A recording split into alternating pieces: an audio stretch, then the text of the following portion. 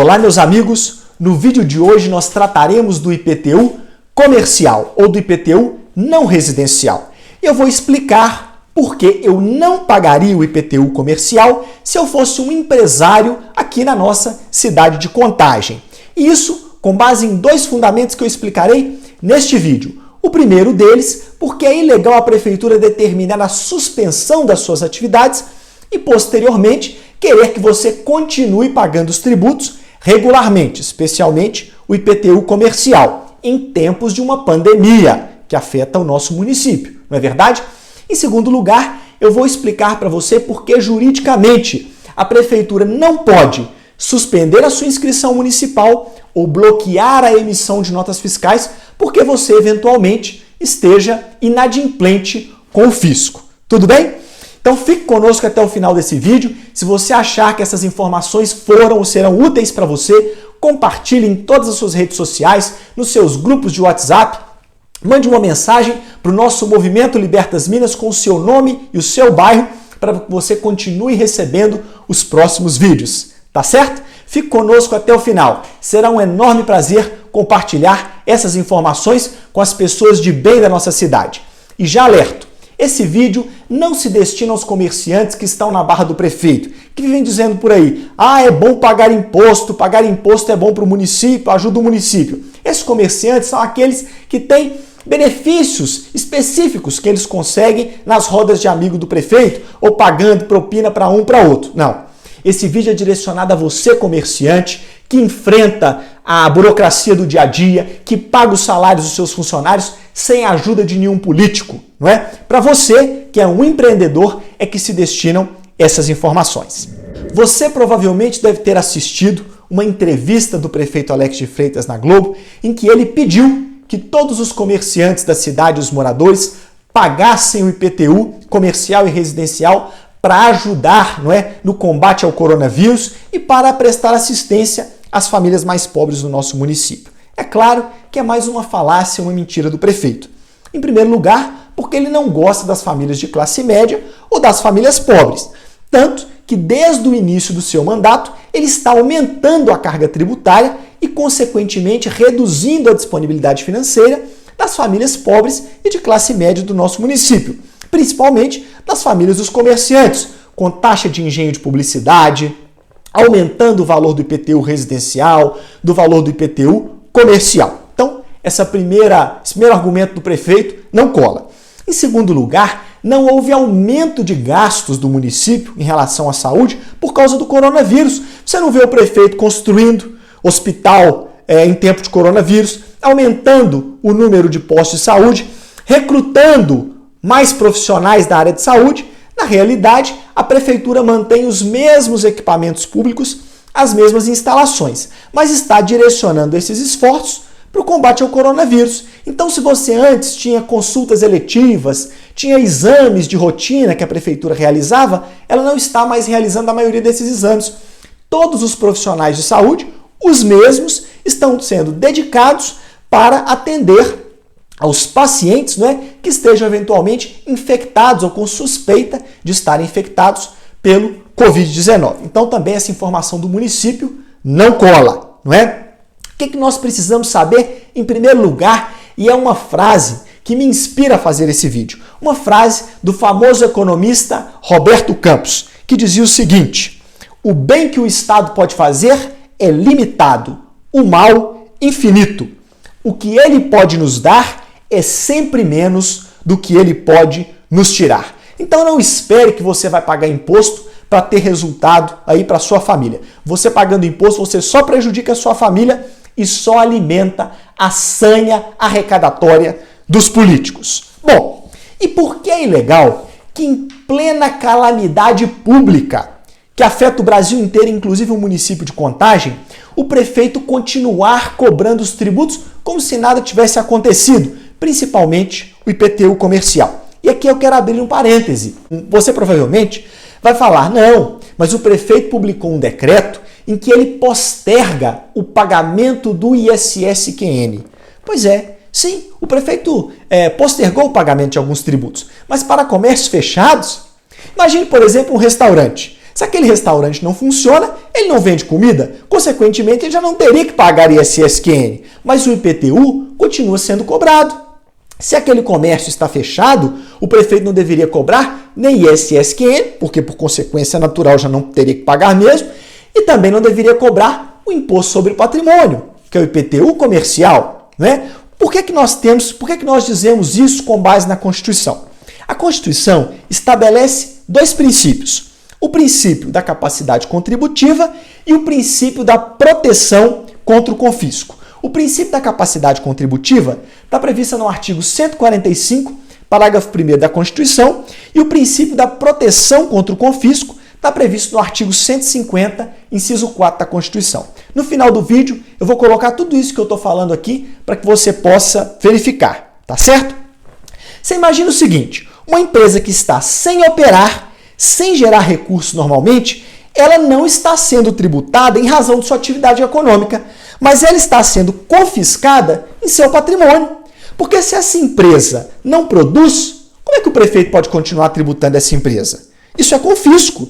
E a Constituição veda o confisco. A Constituição veda a tributação acima das capacidades contributivas de uma pessoa jurídica ou de uma pessoa natural.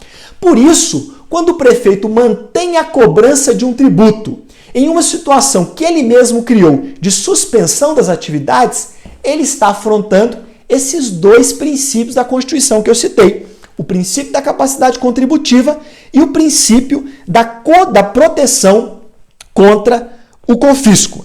Seria mais ou menos como se o prefeito exigisse que o comerciante pagasse o tributo, preenchesse uma nota fiscal e está submerso nas águas de uma enchente. Isso é contraditório, isso é impossível de se realizar. Então, se o prefeito determina que sejam suspensas as atividades de um comerciante, obviamente, ele tem que suspender qualquer tributação que incida sobre aquela pessoa jurídica, obviamente que seja de competência do ente municipal. Se o governo decreta, se a municipalidade decreta o estado de calamidade, ou se a União decreta e a municipalidade deve observar esse estado de calamidade, consequentemente, o ente deve dar os instrumentos para que o comerciante, o empresário, sobreviva a esse estado de calamidade, a essa paralisação das atividades que foi imposta, obviamente, para resguardar o interesse público, mas que a municipalidade criou, tá certo? Então, do ponto de vista desses dois princípios da Constituição, é ilegal que a Prefeitura de Contagem continue cobrando tributos, não é? Especialmente o IPTU comercial, quando ela própria determinou a paralisação das suas atividades. Então você veja que muitos municípios do nosso país já postergaram para após o fim da pandemia de coronavírus o pagamento dos tributos. E aqui é importante um detalhe: não adianta a prefeitura suspender por 3 meses, por 4 meses. Ela tem que suspender por 3 ou 4 meses após o fim da calamidade pública. Porque depois do fim da calamidade pública, a empresa terá que retomar suas atividades e precisa ali de 3, 4, 5, 6 meses para regularizar suas finanças e aí sim poder voltar a pagar tributos, não é? Então é importante que o prefeito suspenda o pagamento até o fim da calamidade e que o prazo a partir do qual voltará a ser cobrados os tributos, ele seja contado a partir do fim da calamidade pública. Cito aqui alguns municípios que tomaram essa importante medida, essa medida natural, essa medida imprescindível para a sobrevivência dos comerciantes, sobretudo os pequenos comerciantes. Nós tivemos o município de Santo André, em São Paulo, todos os municípios da Grande Vitória, o município de Belo Horizonte, para os comércios que foram fechados em razão do decreto do prefeito, o município aqui vizinho de Belo Horizonte e Contagem, Nova Lima, o município de São Luís, no Maranhão. Essa medida é uma medida saudável para que o município não perca suas empresas, para que as empresas não venham a falir.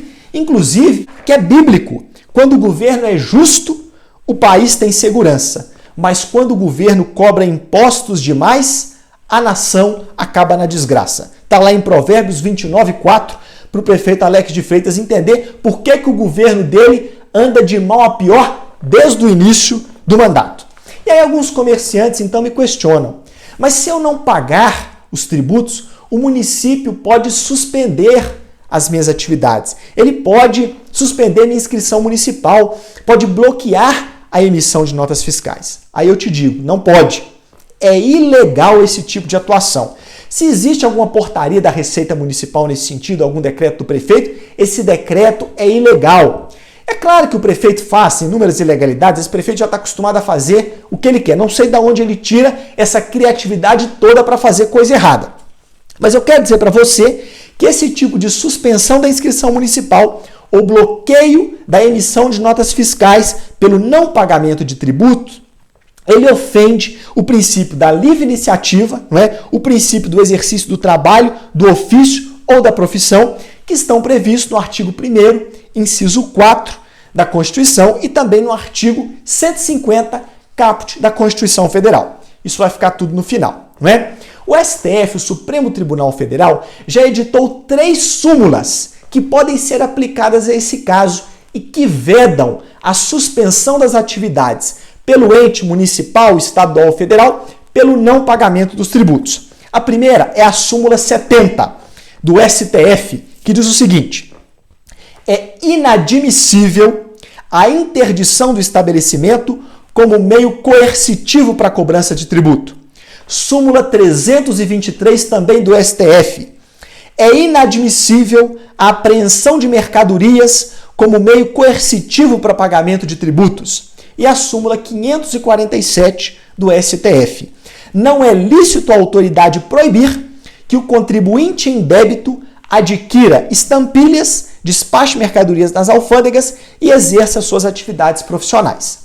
Essas súmulas aplicam, mudando o que deve ser mudado, claro, né, por similitude, ao caso de quando a prefeitura, ou o Estado, ou a União quer suspender a inscrição do contribuinte ou bloquear a emissão de notas fiscais como meio de coagi-lo a pagar tributos. Isso é ilegal. E se você já foi vítima disso, você poderia ter entrado com uma ação na justiça, um mandado de segurança, e um juiz, muito provavelmente, talvez aqui em Contagem não, porque a gente sabe como é que o Poder Judiciário de Contagem está, mas do segunda instância, muito provavelmente, uma decisão desfavorável a você seria revertida, porque existem súmulas do Supremo Tribunal Federal contrárias a esse tipo de conduta da prefeitura, tá certo?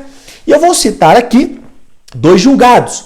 Um julgado do Superior Tribunal de Justiça, o recurso ordinário e mandado de segurança, 16.961 do Distrito Federal, de relatoria do ministro Teori Zavascki, que diz exatamente isso que eu estou falando aqui. E também um precedente de relatoria da desembargadora aqui do nosso Tribunal de Justiça de Minas Gerais, Ieda Tias, uma desembargadora brilhante. Eu confesso para vocês que eu nunca vi nenhum julgado da desembargadora que tivesse que ser criticado. Ela é precisa, corretíssima, não é? Em todos os seus julgados, e por isso que eu cito a desembargadora Ieda Tias aqui como exemplo nesse nosso vídeo, não é? Em que ela diz que é ilegítima a cobrança de tributos por via transversa, pois conforme a orientação assentada na jurisprudência do STF, e ele cita exatamente essas súmulas que eu estou mencionando, é ilegítima a criação de empecilhos ou sanções de natureza administrativa como meio coercitivo para pagamento de tributos em substituição das vias próprias, nomeadamente as da Lei Federal 6.830 de 80, que é a Lei de Execução Fiscal. O que isso quer dizer? Que se o município quer cobrar os tributos de você, comerciante, empresário, não é da sua pessoa jurídica, ele precisa ajuizar a ação de execução fiscal e não ficar criando esses empecilhos como bloqueio da emissão de notas fiscais, suspensão da sua inscrição. Tá certo? Então, municipal, estadual, federal. Então, com base em todas essas explicações, o que eu diria para você? Se você não tem dinheiro para pagar tributo, não pague. Não é? Movimente, vá até o Ministério Público, diga ao Ministério Público, ao promotor da nossa cidade, não estou satisfeito com a cobrança desse tributo, enquanto o próprio prefeito paralisa as minhas atividades. Vamos provocar os nossos agentes políticos, os nossos vereadores, para que eles tomem uma medida contrária a essas ações do nosso prefeito. Mais importante, gente, não pagar. Quando você não paga, você está tomando uma medida inicial, fundamental, para que o prefeito tenha que repensar essas medidas. Se todos os comerciantes, cada um na sua individualidade, tomar a decisão de não pagar, pronto. Está querendo abusar? Não pago, não pago e não pago. E se vier querendo suspender minha inscrição, vou impetrar mandado de segurança, vou entrar com ação na justiça. O prefeito terá que rever esse seu comportamento de extorsão aos empresários da cidade, aos moradores da nossa Contagem. Se nós quisermos mudar, em primeiro lugar, a atitude terá que ser nossa, de não nos conformarmos com esse estado caótico de desrespeito com o qual as autoridades da nossa cidade de Contagem estão tratando os pagadores de impostos. E com o Movimento Libertas Minas, vocês podem contar. Nós estaremos juntos até o final para tornar Contagem uma cidade mais livre. Um grande abraço, compartilhe esse vídeo, siga-nos nas nossas redes sociais e vamos juntos nessa luta até o final. Tchau, tchau!